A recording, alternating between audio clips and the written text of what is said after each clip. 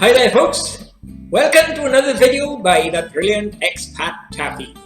Now folks, this will be just one of a series of videos showing that all the LEM'S are one and the same. There's not 6 LEM'S, there's just one. And I'll be providing the irrefutable evidence to prove that. Now, that last video of mine sure really did cause a stir, didn't it? With the cart, how did Alan Shepard cart it to the moon? Joan Evans couldn't see the funny side of that title. What do you mean, cart it to the moon? How did he cart what? Now, as I told you in the past, what we're going to be dealing with is just one clue at a time. So we don't give these morons room for manoeuvre. We don't give them a chance to chop and choose, dodge this issue, and only concentrate on that issue. It's one at a time. Before we go any further, for the benefit of the morons, a couple of points I wish to clear up here. What we're bound to have from an idiot, Nathan Sanders, is a comment, "Hey, expat, what are you doing with that jacket on?" Well, what I can tell you, after being used to 37 degrees in this country of Thailand, I can tell you we're now in the cold season and everybody is wrapping up, despite the fact that the temperature here is 21 degrees. It's bloody cold for us, because we're not used to it. Okay, Nathan Sanders, that's why I'm wearing the coat. Now, for your benefit, there you are, I'll put my glasses on, right? Give you some more to moan about. Okay, Nathan Sanders? You can now moan about me taking the glasses off if you want. There you are, I'm taking them off. Now, folks, the next important point I wish to make here is, if you live in the UK, and you want to watch the videos by Apollo Detectives, Shill Stompers and Expat Taffy, I suggest you get a VPN, because with a VPN you can change your location and you can get around YouTube's blocking of the video, something that occurs very often when dealing with videos that concerns this moron here, Brian Pop Robson, who don't want his real name mentioned in the UK. I won't mention it in this video, I'll put it in the comments for you to see what his real ID is. He don't want the people of England to know what a stupid idiot he is. Now folks, what sparked this video off here is a comment by one of the NASA nutcases, Cornelius Crew, who in my last video, he suddenly seemed to have turned over a new leaf. He said, "Expat Taffy, I agree, you are correct." What?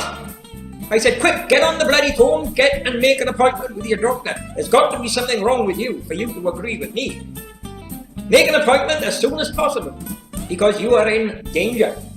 Now folks, despite that flash in the pan moment of glory by that idiot, Cornelius Crew, he decided to dump that moment of glory in the bin after being brainwashed by this moron here, one big monkey, who, as far as I'm concerned, he must be the son of that sheriff due for deep justice in the film Smokey and the Bandit.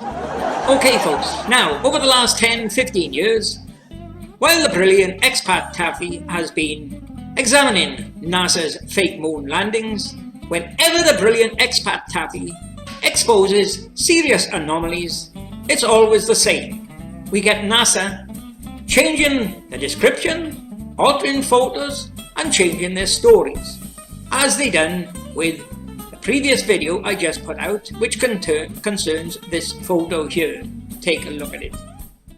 Yes, there you are folks, a package that's supposed to be a box containing Alan Shepard's cart. Now, a couple of years ago, they did have a description with this photo that they didn't have enough room in the LEM, so they strapped it to the leg of the lander. And with my last video, as I proved, that was not the case. And so what have they done? They've now changed the story. They're claiming it wasn't tied to the lander leg, it was inside the LEM. That's the claim by that idiot, one big monkey. But ask them, why on earth would you cover a box with mylar and then stick it inside the LEM? Because there was no other item in the LEM that had to be covered with mylar. So far, they haven't come up with an answer for that, but maybe after 3 or 4 years, giving it a lot of thought, they'll make up an answer for it. Now folks, another case of NASA altering the story goes back a long time, to 1969, when Bill Casing said the landings are fake because one of the most important points of evidence that it was fake was no blast crater under the LEM for Apollo 11. As he said, you can't land a rocket on a surface without it disturbing the moon's surface. So they had to provide an explanation for that. And despite all their claims was there's not enough power in the rocket to disturb the soil, what they done for Apollo 12, they made alterations to the photo. And here is that alteration coming up, folks. Okay, take a look at what you've got here, folks. Here's what you've got underneath the Apollo 12 LEM. To cover for that embarrassment of no crater, what they done, they decided to put a crater under Apollo 12. Only, it was not a crater blown out by a rocket engine under the LEM.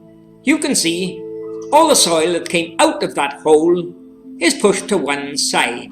It's only been moved about 1 or 2 feet. Now a rocket engine doesn't dispose of soil in that manner.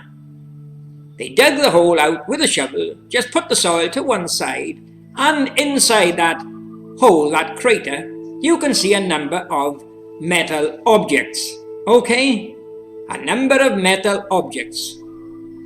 And there's something else very important in this photo, which I will display later on.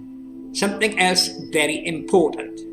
Now there's 2 clues in here that proves one thing, and that is the Apollo 11 LEM is the Apollo 12 LEM. They're both one and the same.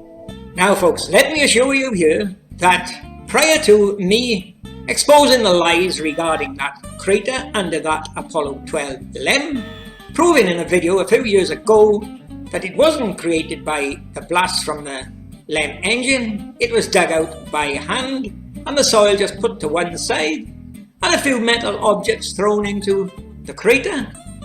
Prior to that video of mine, NASA's description for that photo was "Note the blast crater under the LEM."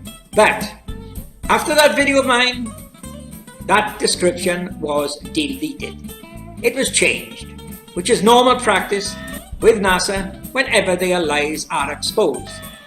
Okay folks, now for all those who watched the last video, you'll see where I promised to expose this photo of this LEM AS14-66-9306 as a fake. And what I've got here for you now is further evidence for that. Take a look at a clipping coming up. There you are folks, what you've got here now under this Apollo 14 LEM is the same man-made dug-out crater with a few metal objects thrown into it that I showed you in Apollo 12, folks. Proof: Apollo 12 equals Apollo 14. This is one of the many cases where they failed to clean up one side before they prepared the next site. Okay folks, let me assure you this now. The 2 photos you've just seen showing that serious anomaly of a man-made dug-out crater appearing in Apollo 12 and Apollo 14. In them 2 photos there is still another serious anomaly, another clue that proves all the LEMs are one and the same. I won't expose it here, I'll keep it for a future video. I'll let all the NASA nutters, especially that idiot, One Big Monkey, comment on this video first. And then I'll use them other 2 anomalies to shut the lot of them up. It's one where Expat Taffy is going to be laughing his knackers off, showing what an idiot Cornelius Crew is. Okay folks, what we're going to be looking at now is a very important clue in this Apollo 11 LEM here. One that, as you can see, it's been photoshopped. But we're going to be looking at one certain anomaly that shows that it's the same LEM as Apollo 12. Take a look at the clipping coming up. There you are, folks, take a look at that. What you've got there is a metal ring of some kind. It looks like a dish. It's what the idiot Birdie Slack claims to be a sample bowl. Well, watch for the next photo coming up and you'll see it's in that as well. Okay, now just remember, the photo I just shown you is from Apollo 11, showing that ring. Okay, now what we're going to do now is skip to Apollo 12 again, where I showed you the crater and the dug out crater with the soil just dumped to one side.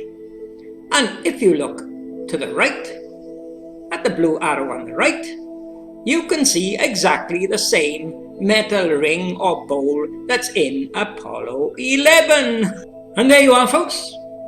A closer look at it. The same metal ring or bowl here in Apollo 12 that I showed you was in Apollo 11. Looks like whoever was doing the filming at the stage setups never cleaned up before they went on to the next mission.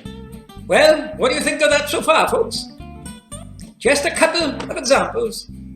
There's proof that all the LEM'S are one and the same. There was only one LEM. They just did a bit of changing with the dressing here and there, a couple of alterations, but they left a load of clues telling us they were all one and the same. Okay, folks, to finish this video, a little story here. It's obvious from the comments that Expat Taffy or his other ID, Basil Brush, has been receiving over the last couple of days. It's obvious I've got the shills worried because of a certain comment I put out a few days ago. Now, that comment is regarding Joan Evans. Now, what it is, folks, for the last 2 or 3 years, the brilliant Expat Taffy has been asking all these idiots one question. Why is it for Apollo 15, 16 and 17, the unloaded gear seems to have what looks like a white sheet covering it? I done a video on it and I said, were they expecting rain on the moon? Now, the first one to answer the question there, why is there a sheet over it, was one of Joan Evans' sock puppets. He said it's to protect the gear from microscopic meteorites. I said, well, what about when they take the sheet off and they want to use the gear? Or what about the rover? Or what about all the other gear they got scattered around? Or what about the astronauts themselves?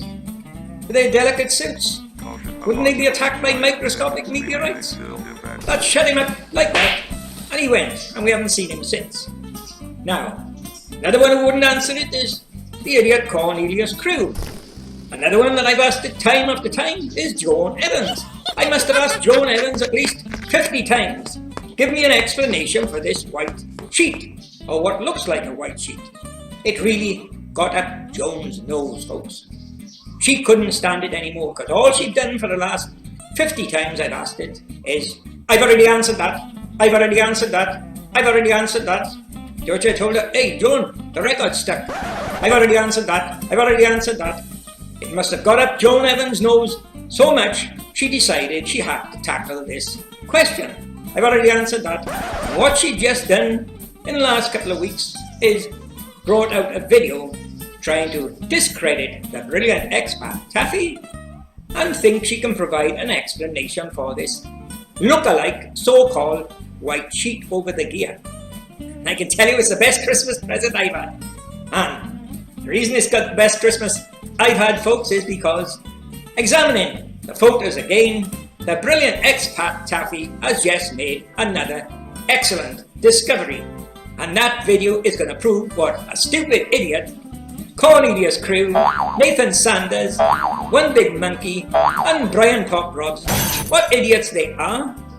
And not only that, it's going to prove that Joan Evans is a mentally insane arsehole.